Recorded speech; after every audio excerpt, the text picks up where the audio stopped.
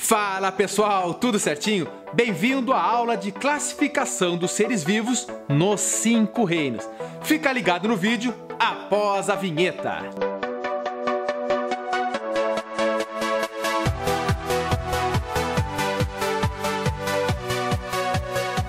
Gurizada, existe uma grande discussão dos cientistas para classificar os organismos vivos.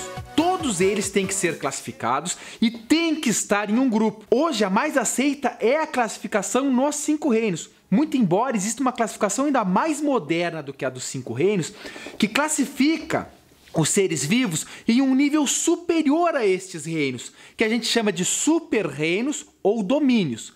Nessa classificação de domínios, os seres vivos são classificados nos domínios bactéria, árquea e eucária. Se vocês quiserem uma videoaula explicando esses 3 domínios, é só pedir que o professor Samuel grava para vocês. Mas nessa aqui, vamos utilizar a mais aceita, a mais difundida ainda hoje em dia, que são a classificação nos 5 reinos. Lembrando que eles são o reino Monera, Protoctista, Fungi, Planta e Animalia. Antes da gente entrar nas características de cada um desses reinos, eu sou obrigado a falar para vocês sobre algumas características, alguns conceitos que será importante para o teu entendimento nesta aula. Então fica ligado. O primeiro conceito que vou falar para vocês são sobre os organismos autótrofos e heterótrofos.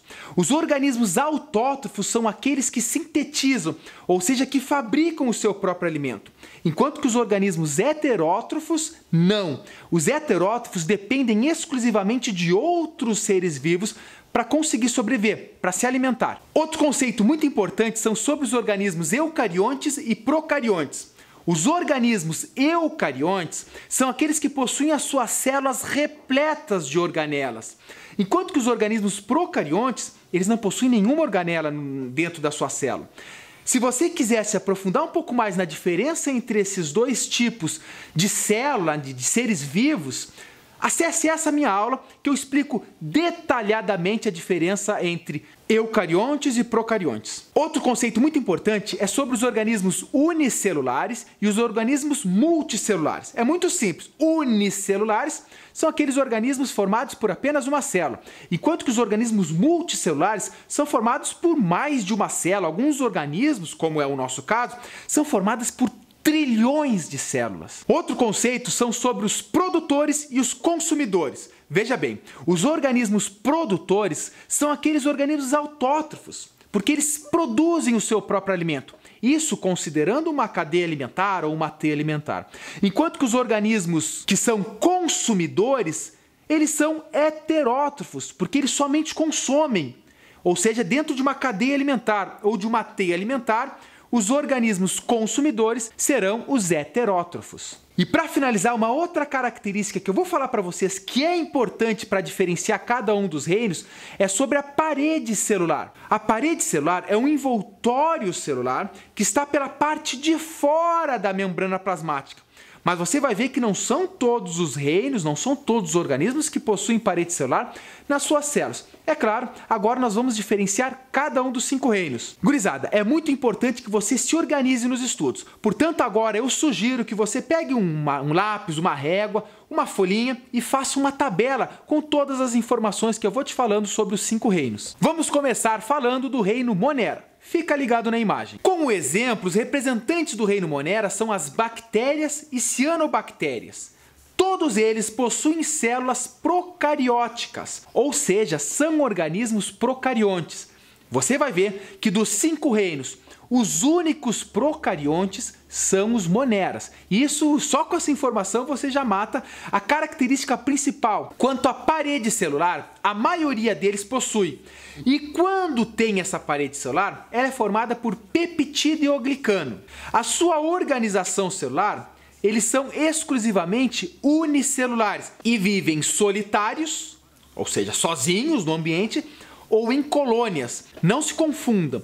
Viver em colônias, eles podem estar juntinhos vários, só que cada uma daquelas células é um organismo. Quanto ao seu tipo de nutrição, eles podem ser autótrofos, nesse caso eles fazem fotossíntese ou quimiossíntese, e também podem ser heterótrofos. E portanto, na sua interação com os ecossistemas, eles podem ser produtores, quando são autótrofos, ou serão consumidores ou decompositores. Muito cuidado, não associem os moneras a coisa ruim. A gente tem aquela mania de falar, bactéria é porcaria, não precisava existir. Mas não, gente, a grande maioria das bactérias fazem bem para nós. Apenas algumas podem nos causar doença. Então nunca deseje a extinção das bactérias. Pode até desejar a extinção daquelas que nos causam mal, problemas. Mas não de todas, por favor. Vá que tua reza seja braba. Agora vamos falar do segundo reino, chamado de protoctista. Como exemplo são os protozoários e as algas. Lembra, gente, eles são todos eucariontes. Quanto à parede celular, esses protoctistas podem ou não possuir.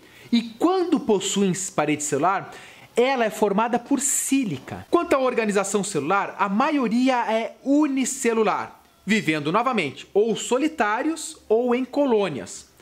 Também podem ser multicelulares. Gente, existem algas de até 60 metros de comprimento e, portanto, essas algas são multicelulares. O seu tipo de nutrição podem ser autótrofos ou heterótrofos. Quanto à sua interação nos ecossistemas, eles podem ser produtores, consumidores ou também decompositores. Agora vamos falar do nosso querido reino fungi. Pessoal, obviamente, como exemplo, nós vamos ter os fungos, as leveduras, cogumelos, bolores. E eles possuem células eucarióticas. Quanto à parede celular, podem ou não possuir. E se possuírem a parede celular, essa é formada por quitina, um açúcar. Quanto à sua organização celular, a grande maioria deles é multicelular. Os fungos que não são multicelulares são as leveduras, esse que a gente usa para fazer o pão, para fazer a massa de pizza e que ela cresce, né? Inclusive, se você quiser uma receita de massa de pizza, me pede que eu deixo aqui nos comentários, gente, ó, fica uma delícia, muito bom, todo sábado até bater o fungo. Quanto ao seu tipo de nutrição, eles são exclusivamente heterótrofos. Pessoal, fungo não faz fotossíntese. Quanto à sua interação nos ecossistemas, eles são então consumidores ou decompositores. E vamos falar agora das nossas queridas plantinhas, ou seja, do reino planta. Como exemplo, óbvio, são as plantas, eles possuem um tipo de célula eucariótica e a parede celular está presente em todas as células das plantas. E lembra, essa parede celular das plantas, dessas células das plantas, é muito famosa. É aquela formada por celulose. E te dou um conselho para, se você estiver estudando para vestibular, ou até para uma prova aí, se aprofunda um pouco mais na parede celular das plantas. Quanto à sua organização celular, as plantas são multicelulares. Você não vai ver uma planta de apenas uma célula. Todas as plantas são autótrofas, ou seja, fazem fotossíntese. E, portanto, quanto à sua interação nos ecossistemas, elas são produtores. Vai anotando aí. E agora vamos falar do último reino, chamado de animalia. Como exemplo muito simples, todos os animais. Lembrando que os animais vai do porífero, quinidário, platemífero, nematomífero, até chegar nos cordados. Quanto ao tipo de célula, todos os animais possuem células eucarióticas e nenhum deles possui parede celular, portanto ela é ausente. A sua organização celular é multicelular. Todos os animais possuem mais de uma célula. Você nunca vai encontrar um animal de apenas uma célula. O tipo de nutrição é heterótrofos. Nenhum animal faz fotossíntese. Todos os animais, portanto, dependem de outros seres vivos para se alimentar. E, portanto, eles são consumidores. Para finalizar, eu tenho que te dizer uma coisa muito importante. Nunca numa prova escreva que os animais são mais evoluídos do que as plantas, do que os protozoários, até mesmo do que os moneras. Gente, todos os 5 reinos se vivem hoje, são tão evoluídos quanto. Agora, os animais, você pode dizer que eles são mais derivados ou mais complexos do que os moneras, mas jamais cometa o erro de dizer que são mais evoluídos ou que os moneras são menos evoluídos. A grande importância dessa aula é você conseguir identificar quais são as principais características de determinado ser vivo para estar dentro de algum desses reinos. Agora te liga, os vírus não estão classificados em nenhum desses 5 reinos, por um motivo muito simples: eles não possuem células. Se eles não possuem células e a célula é a base da vida, eles não têm essa classificação. Portanto, eu não considero os vírus como seres vivos. Alguns autores vão dizer, não, mas os vírus são seres vivos porque eles possuem material genético, eles conseguem se multiplicar muito embora somente dentro de outra célula. E outros cientistas vão dizer que não, eles não podem ser chamados de vivos porque eles não têm uma célula, eles não têm os mecanismos para se dividir, para se multiplicar. E assim, gente, chegamos ao final de uma videoaula muito simples, mas muito importante. É fundamental, antes de você se aprofundar no estudo dos 5 reinos, dos seres vivos no geral, você entender cada um dessas características gerais dos 5 reinos. Não esquece, gurizada, não custa nada, dá o teu like felpudo para subir, para fortalecer o vídeo e para incentivar o professor. Se você quiser que eu faça o vídeo dos 3 domínios, deixa nos comentários aí. Se tiver bastante pedido, eu faço muito em breve. Fica aqui, gente, o meu grande abraço e até o próximo vídeo.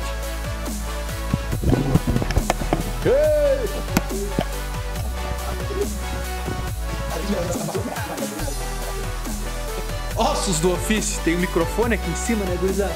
Quase caiu. Beleza, vamos tentar. Que barbaridade.